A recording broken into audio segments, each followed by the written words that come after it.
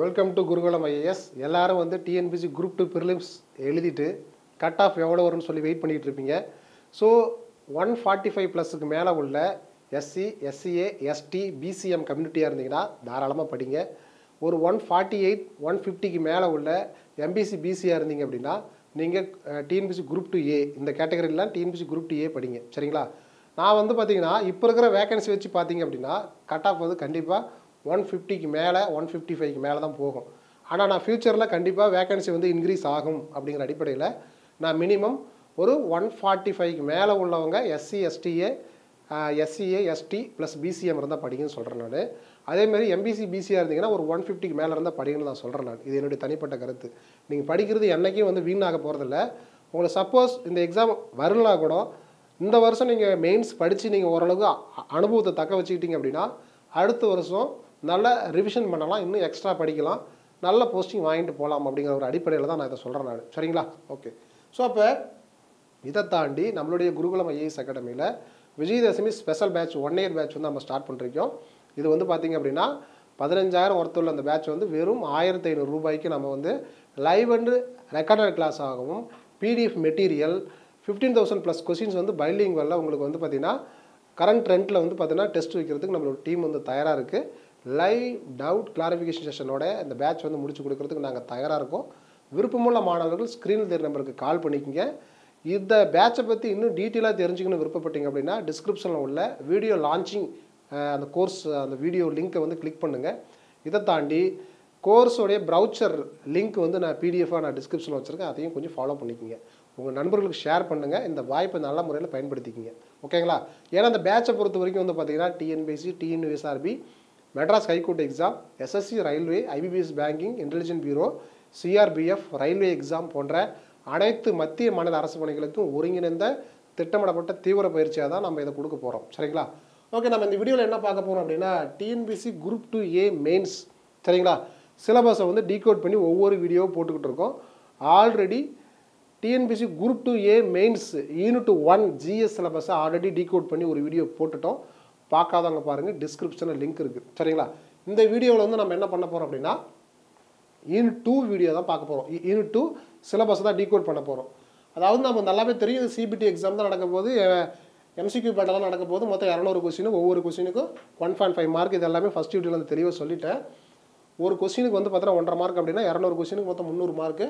மொத்தம் 108 டாபிக் இருக்குது. Part A, part B ரெண்டு சேர்த்து அப்படிங்கிறத புரிஞ்சுக்குங்க. லாங்குவேஜ் தமிழ், இங்கிலீஷ் ரெண்டுமே எடுத்துட்டாங்க. ரொம்ப சந்தோஷம். ஜிஎஸ், மேக்ஸ் மட்டும்தான் இருக்குது, ரீசனிங் மட்டும்தான் இருக்குங்கிறத புரிஞ்சுக்கிங்க.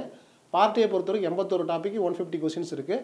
மேக்ஸிமம் 75 ஆஃப் கொஸ்டின்ஸ் வந்து பார்த்தீங்கன்னா ஜிஎஸ்ல இருந்து மட்டும் தான் வருது. ஜிஎஸ் வந்து மொத்தம் உங்களுக்கு 5 யூனிட் இருக்குது. 5 யூனிட்டில் ஃபஸ்ட் யூனிட்டோடைய சிலபஸ் டீகோடிங் வீடியோ ஆல்ரெடி போட்டுட்டேன். பார்க்காதவங்க பாருங்கள், டிஸ்கிரிப்ஷன் லிங்க் இருக்குது. இந்த வீடியோவில் unit 2 administration of state with reference to Tamil Nadu 45 question அதிலிருந்து வருது. ரொம்ப ரொம்ப ரொம்ப முக்கியமானது. புரியுதுங்களா? அதாவது தமிழ்நாடு குறித்த பார்வையுடன் மாநில நிர்வாகம் மொத்தம் 11 டாபிக் இருக்குது. சரியா? ஸோ அப்போ பாலிட்டி இருக்குல்லப்பா, இந்தியன் பாலிட்டி. இந்தியன் பாலிட்டியில் தமிழ்நாடு ஓரியன்டான கொஸ்டின்ஸுக்கு அதிக இம்பார்ட்டன்ட் கொடுப்பேன் அப்படின்னு சொல்லியிருக்காங்க. உடனே சென்ட்ரல் கவர்மெண்ட் ஓரியன்டான விஷயங்கள்லாம் மத்திய அரசை பற்றிலாம் பெருசாக வராதானோ கண்டிப்பாக வரும். ஏன்னா மத்திய அரசு உள்ளார தான் நம்ம இருக்கோம். மேக்ஸிமம் கொஸ்டின், ஒரு மெஜாரிட்டி கொஸ்டின் வந்து ஸ்டேட் கவர்மெண்ட்லேருந்து வருது. அப்புறம் மத்திய மாநில உறவுகளை பற்றி படிக்கும்பொழுது சென்ட்ரல் கவர்மெண்ட்டை இழுத்து நம்ம படித்து தான் ஆகணும். சொல்கிறது புரியுதுங்களா இல்லையா? ஸோ அப்போ இது இந்த டாபிக் ஓரியன்டாக என்ன படிக்கணுங்கிறது தெளிவாக புரிஞ்சுக்கிட்டு கொஞ்சம் படிங்க. ஸோ அப்போ இந்த பொதறிவு பகுதி வந்து அழகு 2. சரிங்களா இல்லையா? அழகு 2 தானே. யூனிட் 2ல் மொத்தம் 45 கேள்விகள் இது வந்து கேட்குறாங்க. 45 கேள்வியில் குறைஞ்சது ஒரு 38க்கு மேலேயாவது போடுற அளவுக்கு உங்களை தகுதிப்படுத்திக்கிங்க. ஸ்டேட் ரேங்க் வாங்கணும், டாப் ரேங்க் வாங்கணும், நல்ல பே ஸ்கேலில் ஜாபுக்கு போகணும் அப்படின்னா அதை கொஞ்சம் கரெக்டாக பார்த்துக்குங்க. சரிங்களா? ஸோ இதில் பார்ட் Aவை பொறுத்த வரைக்கும் உங்களுக்கு வந்து 150 கொஸ்டின்ஸ் இருக்கா? அதில் யூனிட் 2 தான் நம்ம இந்த வீடியோவில் ஃபுல்லாக பார்க்க போகிறோம். யூனிட் 2 பொறுத்த வரைக்கும் administration of states with reference to Tamil Nadu 45 questions. அதாவது தமிழ்நாடு குறித்த பார்வையுடன் மாநில நிர்வாகம் அப்படிங்கிறது ரொம்ப ரொம்ப முக்கியமானது. சரிங்களா? ஸோ அதில் எத்தனை டாப்பிக்கை சப் டாப்பிக்காக பிரிச்சுருக்கோம், அந்த சிலபஸ் வந்து டீகோட் பண்ணிருக்கோம். நீங்கள் ஒரிஜினல் சிலபஸையும் நான் டிஸ்கிரிப்ஷனில் வைக்கிறேன், அதையும் பாருங்கள். இங்கே பாருங்கள், கான்ஸ்டிடியூஷன் ஆஃப் இந்தியா, இந்திய அரசியலமைப்புன்னு ஒரு தலைப்பு இருக்குது. அதுக்கு கீழே நம்ம என்னென்ன படிக்கணுங்கிறத அப்படியே கோடு கோடாக போட்டு வச்சுருப்பாங்க. அதை நான் தனித்தனியாக பிரித்து கொடுத்துருக்கேன். இவ்வளோதான் வித்தியாசம். நீ படிக்கும்போது ஒரு தலைப்பு கூட மிஸ் ஆகக்கூடாது. இதெல்லாம் மினிமம். இதை தாண்டி நீ எக்ஸ்ட்ரா படிக்கிற மாதிரிலாம் வரும். இங்கே வந்து பாருங்கள், ப்ரியாம்பிள் அண்டு ஃபிலாசபிக்கல் ஃபியூச்சர்ஸ்னு சொல்லி கொடுத்துருக்காங்களா. கான்ஸ்டியூஷன் ஆஃப் இந்தியான்னு கொடுத்துட்டு அப்புறம் preamble and philosophical of the features இப்படின்னு சொல்லி கொடுத்துருக்காங்க. அதாவது இதுக்கு முன்னாடியே historical background of Indian constitution, making of Indian constitution, அதெல்லாம் டேரெக்டாக கொடுக்கல வார்த்தை. ஏன்னா இது தமிழ்நாடு கவர்மெண்ட்டு சம்மந்தமான விஷயம் தானே படிக்க போகிறோம். அப்போ அதனால் வந்து historical background of Indian constitution, making of Indian கான்ஸ்டியூஷன்லாம் தலைப்பு வந்து கொடுக்கல. உடனே அதை படிக்காமலாம் போயிடாத சிக்கிடுவேன். சொல்கிறது புரியுதா இல்லையா? எல்லாத்தையும் படிச்சுக்கணும். ஸ்டேட் கவர்மெண்ட்டை ஆழ்ந்து படிச்சுக்கணும். அப்படி புரிஞ்சுக்கிங்க.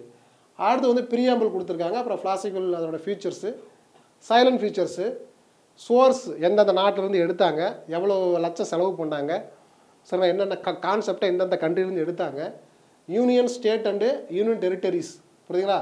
இங்கே வந்துருச்சு பாருங்கள், ஒன்றியம், மாநிலம் மற்றும் மத்திய ஆட்சி பகுதிகள். இதை தாண்டி அப்புறம் citizenship, fundamental rights, fundamental duties, direct principle of state policy, சரிங்களா, அரசு நெறிமுறைப்படுத்தும் கோட்பாடுகள். ஸோ இது எல்லாமே இந்த வார்த்தைக்குள்ளார அடங்குதுங்கிறத புரிஞ்சுக்கிங்க. சரிங்களா? ரொம்ப ரொம்ப முக்கியமானது. அடுத்து பாருங்கள், யூனியன் கவர்மெண்ட் வந்து நடுவண் அரசு, மத்திய அரசு, ஒன்றிய அரசு, இப்போல்லாம் நம்ம வந்து படிக்கிறோமா இல்லையா? அதில் வந்து பிரசிடெண்ட்டு, வைஸ் பிரசிடெண்ட்டு, அப்புறம் பிரைம் மினிஸ்டர் அண்டு அவருடைய council of ministers, parliament, Lok Sabha and Rajya Sabha. So இது எல்லாமே நீ படித்தா மட்டும்தான் அப்புறம் தமிழ்நாட்டுக்குள்ளார வந்து கவர்னரு, சிஎம்மு, சிஎம் கீழே உள்ள மினிஸ்ட்ரி, சரிங்களா, அப்புறம் நார்மலாக எம்எல்ஏ. ஸோ இது எல்லாமே நீங்கள் புரிஞ்சிக்க முடியும். அப்போ தமிழ்நாடு மட்டும்தான் கேட்பாங்க, தமிழ்நாட்டை மட்டும் தான் படிக்கணும்னு சொல்லி மொட்டையாக படிச்சுட்டு போயிடாத. ரெண்டையுமே படிக்கணும். தமிழ்நாட்டை வந்து நல்லா ஃபோக்கஸ் பண்ணணும். இவ்வளோ தான். சரிங்களா? நீ சென்ட்ரல் கவர்மெண்ட்டை விட்டு ஸ்டேட் கவர்மெண்ட்டெல்லாம் நீ சரியான ஒரு புரிதலோடலாம் படிக்க முடியாது. ரெண்டுமே படிச்சுக்கணும். அப்படின்னா தான் ரெண்டையும் கனெக்ட் பண்ணி படித்தா மட்டும்தான் இதில் வந்து நல்ல ஸ்கோர் எடுக்க முடியும். ஸ்டேட் கவர்மெண்ட் அடுத்து வந்து மாநில அரசாங்கம்னு சொல்லி கொடுத்துருக்காங்க. Chief minister and council of minister, அப்புறம் வந்து Tamil Nadu legislative assembly structure, powers and functions அப்படிங்கிறத புரிஞ்சுக்கிங்க. ஸோ அப்போ இது எல்லாமே ஸ்டேட் கவர்மெண்ட் ஓரியன்டான விஷயங்கள். கவர்னர், சிஎம், அப்புறம் அது கீழே மினிஸ்ட்ரி, சரிங்களா, அப்புறம் என்னென்ன குழுக்கள் இருக்குது, என்னென்ன திட்டங்கள் செஞ்சுக்கிட்டு இருக்காங்க, அப்புறம் வந்து இந்த ஜிஎஸ்டிலாம் இருக்கா இல்லையா, இது எல்லாமே ஓரியன்டான விஷயங்கள். பாலிட்டி ஓரியன்டாக பார்க்கணும். எக்கனாமி ஓரியன்டாக வருது தனி. இதை தாண்டி லோக்கல் கவர்மெண்ட்ஸ்னு பார்க்கும்போது உள்ளாட்சி அமைப்புகள், இதில் ஸோ 3 tier சிஸ்டங்கிறது ரொம்ப ரொம்ப முக்கியமானது. ஓகேங்களா? ரொம்ப ரொம்ப முக்கியமானது. அப்புறம் 73rd 74th கான்ஸ்டியூஷனல் அமெண்ட்மெண்ட்டு, அதை விட ரொம்ப முக்கியமானது தமிழ்நாடு பஞ்சாயத்து ஆக்ட் 1994. ஸோ இதில் இருந்தாலும் ரிப்பீட்டடாக கொஸ்டின்ஸ் வந்துக்கிட்டே இருக்கும். அதெல்லாம் ரொம்ப ஒரு சென்சிட்டிவான ஏரியா இதெல்லாம் பாலிட்டியில். ஓகேங்களா? நெக்ஸ்ட் பாருங்கள், கிராம சபா. முன்ன 4 டைம் நடந்துக்கிட்டு இருந்தது, ஒரு வருஷத்துக்கு இப்போ 6 டைம் நடக்குது. நெக்ஸ்ட் பாருங்கள், தமிழ்நாடு அட்மினிஸ்ட்ரேஷன். அப்போ தமிழ்நாடோட நிர்வாகம், சரி, என்ன கட்டமைப்பில் என்ன ஸ்ட்ரக்சரில் உருவாக்கி வச்சுருக்காங்க, அதில் யார் யார் என்னென்ன ரோல் எடுத்து பண்ணிகிட்டு இருக்காங்க, சரியா? அப்போ செயலாளருடைய ரோல் என்னது, இப்போ யார் செயலாளராக இருக்கா, அவங்களுடைய ரோல் என்னது, சரிங்களா, அப்படிங்கிறத தெளிவாக படிச்சுக்கணும். Nature evaluation and organisational structure and functions, salient features of Tamil Nadu administration, அப்புறம் வந்து பார்த்தீங்கன்னா secretariat, chief secretariat, additional chief secretariat, அப்புறம் principal secretariat to government to the Tamil Nadu. So இது எல்லாமே பாருங்கள் தமிழ்நாட்டோடைய நிர்வாக கட்டமைப்பு. சிஎம் கீழே செக்ரட்டரியேட், செக்ரட்டரி கீழே வந்து பார்த்தீங்கன்னா இணை அமைச்சர், துணை அமைச்சர் அப்படின்னு சொல்ல, இணை செயலாளர், துணை செயலாளர், இப்படிலாம் வருதா இல்லையா? இப்படிலாம் வந்து ஃபுல்லாக அவங்களுடைய நிர்வாக முறைகள் எல்லாமே இதுக்குள்ளார வரணுங்கிறத புரிஞ்சுக்கிங்க. டிஸ்ட்ரிக்ட் அட்மினிஸ்ட்ரேஷன், மாவட்ட ஆட்சியர், சரிங்களா, role and functions of district collector, district revenue officer, revenue divisional officer, block development officer, revenue inspector, அப்புறம் வந்து பார்த்தீங்கன்னா வில்லேஜ் அட்மினிஸ்ட்ரேஷன் ஆஃபீஸர். ஸோ இது எல்லாம் சேர்ந்தது வந்து பார்த்திங்கன்னா ஒரு மாவட்ட ஆட்சியர் கண்ட்ரோலில் உள்ள ஒரு நிர்வாக அலுவலர்கள் அப்படிங்கிறத புரிஞ்சுக்கிங்க. இவங்களுடைய ரோல் எல்லாம் தெளிவாக படிச்சுக்கணும். ஸோ அப்போ இது எல்லாமே வந்து மாநில அரசோட நிர்வாகத்தை தான் நம்ம தெளிவாக படிக்கிறோம். அப்போ தலைமைச் செயலாளர்லேருந்து மாவட்ட நிர்வாக ஆட்சியர்லேருந்து அவங்க கீழே யார் யார் வராங்கங்கிறது வரைக்கும் என்னது அவங்களுடைய ஃபங்க்ஷன்ஸ், டியூட்டிஸ், இது எல்லாமே தெளிவாக படிச்சுக்கணும். என்ன சட்டத்துக்கு கீழே என்னென்ன பண்ணுறாங்க அப்படிங்கிறது. நெக்ஸ்ட் பாருங்கள், e governance policy of government of Tamil Nadu. அப்போ தமிழ்நாடு அரசின் மின் ஆளுகை கொள்கை ரொம்ப ரொம்ப ரொம்ப முக்கியமானது. இப்போல்லாம் வந்து ஃபுல்லாக கம்ப்யூட்ரு இதாகிடுச்சு, சரிங்களா? அதை பார்த்தா கணினிமயமாக்கப்பட்ட ஒரு நிர்வாகமாக ஃபுல்லாக மாறிடுச்சு. எங்கே போனாலும் இப்போ நம்ம எங்கே போகிறோம், எந்த ஒரு விஷயமா இருந்தாலும் இ சேவை மையத்துக்கு தான் போகிறோம்.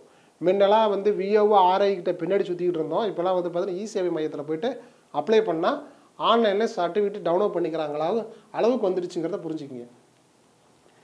எல்காட்டு சரிங்களா, இது மாதிரிலாம் இருக்கல பெரிய பெரிய கம்பெனிஸ், சாஃப்ட்வேர் கம்பெனிஸ்லாம் தமிழ்நாடு கவர்மெண்ட்டில் இருக்கா இல்லையா? தமிழக அரசின் மின் ஆளுகை மற்றும் அலைபேசி ஆளுகை துவக்கங்கள். அப்புறம் வந்து அதுதான் வந்து பார்த்தீங்கன்னா e governance and mobile governance initiatives of government of Tamil Nadu, Tamil Nadu state specialised undertaking and agency அப்படின்னு சொல்லி கொடுத்துருக்காங்க. சரிங்களா, இது வந்து பார்த்தீங்கன்னா பாலிசி நோட்ஸில் படிக்கணும். இதை தாண்டி கவர்மெண்ட் மேகசைனில் படிக்கணும். அதை தாண்டி நீங்கள் வந்து கரண்ட் அஃபேர்ஸ் ஓரியன்டாக தான் நீங்கள் படிக்கணுங்கிறத புரிஞ்சுக்கிங்க. நெக்ஸ்ட் பாருங்க, Tamil Nadu government sponsored welfare schemes and measures since 1990. Tamil Nadu அரசு வழங்கும் நலத்திட்டங்கள் மற்றும் நடவடிக்கைகள் 1990 முதல் இந்த தேதி வரைக்கும் உள்ள எல்லா விஷயத்தையும் இங்கே படிச்சுக்கணும். அதோட நோக்கங்கள், செயல்படுத்துதல் உள்ள சிக்கல்கள் மற்றும் சவால்கள். இப்போ ஸ்கீம் சரி, தமிழ் புதல்வன் திட்டம் சரியா அப்படின்னு சொல்கிறோமா இல்லையா? அப்புறம் வந்து பார்த்தீங்கன்னா காலை உணவு திட்டம் இப்படிலாம் சொல்கிறோமா இல்லையா?